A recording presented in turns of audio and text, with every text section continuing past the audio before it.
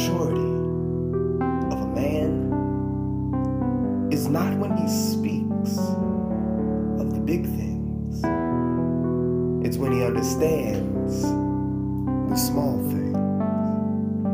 Growing up is the process of creating ideas, dreams, and a vision of what life should be.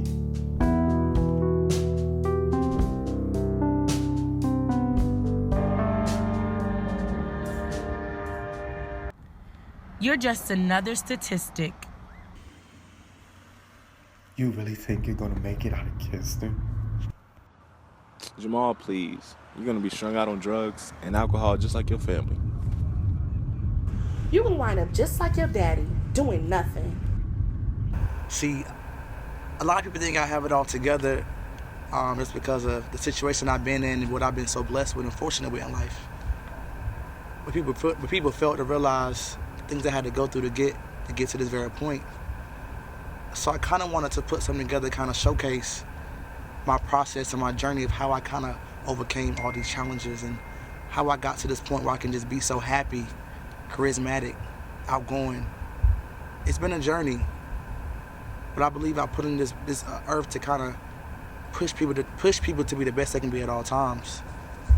So this video, we're just gonna be talking about my challenges, my struggles, how I got to be where I'm at today, and where I'm trying to go at. And hopefully by the end of this video, it will inspire one of you just to keep on going, keep on fighting, and just know everybody's journey is different. So yeah, so hope you enjoy it. So I'm originally from 252 Kinston, North Carolina. Man, growing up, I really saw a lot, man. I saw things that I wasn't proud of. Saw things that I knew I wanted to overcome. And I saw things that really just pushed something out of me to just challenge myself to be the best that I could be at all times. So growing up, I wasn't as fortunate always. My mom, she took care of me tirelessly, me, my brother, and my sister, man. And she worked 10 times hard, 10 times, 100 times hard, 11,000 times harder just to take care of us and provide us food and clothes and shelter just to be happy. And I will always forever be thankful and grateful for where I come from. For a long part of my life, man, from about the age 10 to about 18, suffer with low self-esteem, being bigger, you know what I mean? Like it really was tough for me, going to school and having to be picked on for your size and just always have to cover it up with a smile. And it was some times that I would just starve myself because I wanted to appear smaller to the world. Sometimes that I would just put saran wrap around my body. I mean saran wrap, like around my body to make myself feel smaller. That was a really tough time in my life, man. And nobody ever knew what I was going through because I always covered it up. Just how I was covered up my body, from the saran wrap to cover my weight. I covered that, my feelings as well too. So it was really, really hard, man. And I got picked on in high school and middle school, so I always just ate. I ate. And then it got to a point where I just had to do something about it. I really wanted to achieve that goal. So I got a membership at the gym, and it was history from that. I worked out twice a day. People always ask, Jamal, why do you work out so much? Like, you go twice a day, you go 3 times a day. You don't really eat much. Because for a long time in my life, man, I didn't see what people saw right now. When I look in the mirror, sometimes I see that old Jamal. I go 10 steps back. In reality, I know I'm about 20 steps ahead where I was back in the day. Those experiences that I've done in life, it kind of proved me, it kind of showed me that anything is possible as long as you just trust and believe in yourself. From losing weight, I did it because I wanted to do it. From making it out of 252, I did it because I wanted to do it. From graduating college, I did it because I wanted to do it. So anything that you go through in life is preparing you for a greater outcome. It's it's preparing you for something greater in life. It's preparing you for your destiny. To be honest, when I moved from Kinston to Greensboro, I was a little nervous. I was really, really nervous because at that time, I spent all my whole life in Kinston, from a baby to about 16 years old. I grew up in Kinston. So, changing from schools and coming from a different environment I didn't really know too much about, it was a challenge for me because I knew what I wanted to leave in this world. It was just, how do I get started? So I transferred to Rags High School. I met some amazing people in my lifetime. Those people really brought something out of me that I didn't see in myself. And throughout that whole journey, we wanted to lose weight. They stayed by my side, my mom, and they pushed me. And me moving to Greensboro and building those connections and building that relationship with the people, it really allowed me to kind of open up to people in a way that people understood what I was going through.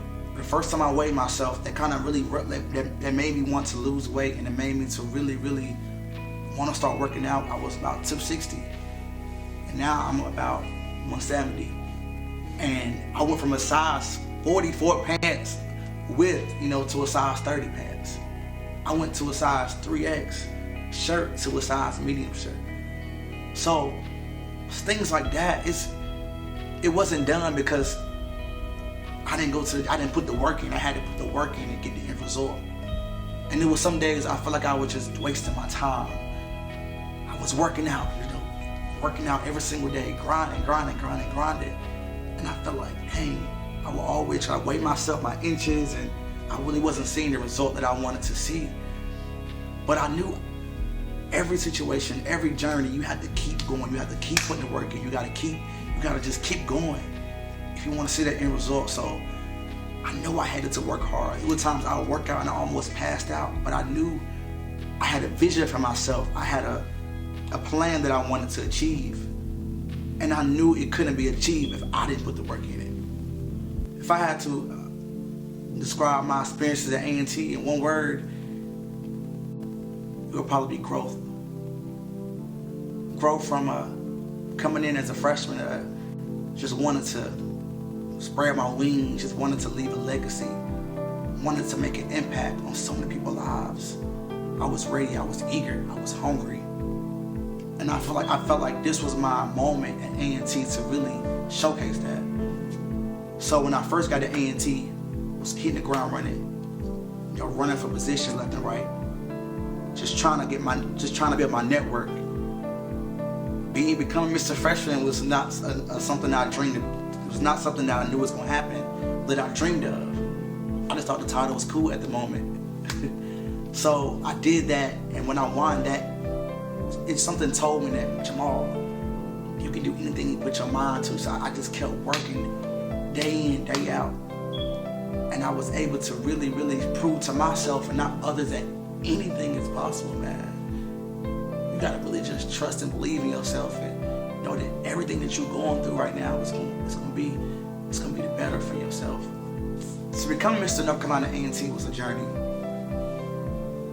It was a journey of doubt, a journey of disbelief, a journey of just not really knowing, you know what I mean? And I knew I always had a dream of one day becoming Mr. A&T, but I didn't know that I would actually do it because I doubted myself. It wasn't because nobody else. I doubted myself, my capabilities, and what I could really perform to do. So becoming the 7th Mr. A&T was a journey from campaigning to meeting people every day, and from campaigning for doing the pageant, from being named in the top 3 to be named Mr. A&T. When I first heard my name, when they first announced me as Mr. A&T, I felt like everything that I worked so hard for, everything that I wanted all my life, all the no's that I got, all the rejection, all the being talked about, all the making out of Kinston, all of that, it really, really, really, really just showered all of those negative things. When I walk off that stage, all I could think about was just, I made my mom happy, man. Because she really done a lot for me. And to be just to make it, graduate from A&T and be able to just to come so far, and just to be able just to make it, man, it really made me just feel good about myself, because it was some times that I didn't think I was gonna make it. It was some times that I just doubted myself. It was some times that I just wanted to quit. So, graduate from college, I proved everybody wrong who doubted me from the beginning. People who really didn't see the Jamal that I saw myself. People who compared me to my pops all the time, left and right. I did that, man, and it was nothing but the grace of God. So it just felt like everything that I worked for my 22 years of life, and just seeing my mom just sitting on the side, just happy, just smiling, that was probably one of the most greatest feelings of my life. So unlike other people who were doing internships, doing 4 years of college, doing co-ops, doing overseas, I never really did that. And it wasn't because I didn't qualify for it. It's just because at the time my mindset wasn't where it needed to be at the time. So graduating from college, I didn't have no job lined up. I was applying for jobs and was just getting rejected because I knew I felt like I had to find a good job because of what people would think about me. I was Mr. A&T. People was looking up to me, and I just felt like I didn't have it together, man. So it was hard for me, transitioning out of college to the real world. So I took an internship in Colorado just because the satisfaction of other people, so I can be like, hey, I'm doing this, I'm doing that, I'm doing this, and I'm loving it. But deep down, I really was depressed. I hated it. Every morning I would wake up, I just felt like it just wasn't, I was just doing it just to make people say good things about me. Wasn't walking in my passion, wasn't walking in my purpose. But I realized I had to go through that experience in my internship. And even the job I have now, I work with RJ Reynolds. I currently live in Virginia. And I felt like I had to get just my internship. I felt like I had to get this job because to make people happy. And deep down, I hated it, man. I hated my job. So every weekend I would come back to Greensboro every weekend just to be around my family, because I felt like I wasn't really walking in my purpose. I felt like I was just taking a job and just for the approval of other people. And it's more than that. 23, it's a year of revolution. It's a year of growth. It's a year of transformation.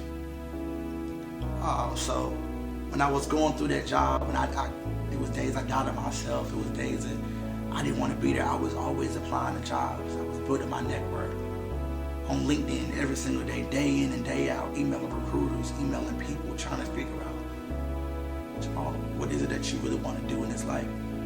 So I actually just got an offer with Oracle, and I'll be my first start date is February 8th, and I'll be moving to DC. So that honestly, that transition for me not really liking my job, and receiving the job I have now, it really showed me that, Jamal, sometimes you have to go through the dirt, the dark. You have to go through sometimes the rocky roads in order to drive on your smooth path. My advice to anyone from a small town who has big dreams is to go for it. 3 words, just go for it. Never let nobody tell you different. Trust in your heart what you believe in. Always give you 110%. And always give thanks to God. My advice to anyone dealing with insecurities and depression and low self-esteem, look at yourself in the mirror every morning. Just look for 10 minutes, 30 minutes, an hour. Look at yourself every day in the morning and just tell yourself that you're gonna amount to greatness. You can do it. You can beat the odds. You can overcome every obstacle that's placed your life. And no doesn't mean that it's over. It just stands for new opportunities. So just keep pushing yourself. Keep climbing over heights. Keep climbing over mountains. Keep proving others, friends, and naysayers wrong. And whatever that you want to do in this lifetime, it's based on you, no one else. My advice to anyone who's just going through situations of like wanting more for themselves and wanting to accomplish goals, wanting to beat the stereotype, wanting to just shine in this world, is that just trust your journey. And every situation in there that you're going through, every chapter, it's preparing you for something that's better. So don't give up. Really trust in yourself. You wake up in the morning and tell yourself that you're going to amount to greatness. How you doing, man? Merry Christmas. There you go. Merry Christmas, man. Y'all be safe, man. Good to see y'all. Hey, look, when y'all come back, I want that cool. Hey, I want y'all to put that in. All right, man. Be safe, man. Okay, yeah, man. Love you, brother. I'm good, bro. I'm down, man. All right, appreciate it. What's going on, baby girl? Hi, King. Miss you so much, man. I missed you. What are you doing? Right now, I'm driving back to my house right now. Just want to hear your voice. Oh, I'm at your house. They had a Christmas lunch. What y'all eat? Everything. Everything. Literally. Everything. Man, I just want to say I appreciate you for everything, for real though, Maj. Oh, Lord, where's this coming from? You're just amazing. So those dealing with insecurities and depression, I, Jamal Avery, just want to let you know that you can do it, man. You can do anything you put your mind to. If you want to be a basketball player, the next Mr. or Miss A&T, the next doctor, the next lawyer, you can do it. You control your destiny. And all the naysayers, all the people who doubted you, you just use them as a stepping stool to keep pushing you and keep going higher and higher and higher. And just know that every situation that you encounter in life, it's going to be obstacles. It's going to be setbacks. It's going to be days that you don't want to get up and keep pushing. It's going to be days you want to just quit and just start all over. But just don't do it. Keep going, keep pushing, keep trucking. Because I promise you, it's going to be 100 times, 10 times, 1,000, 100 million times better than when you first started. Keep grinding, and most importantly, you gotta always keep God first. Kev. Hey!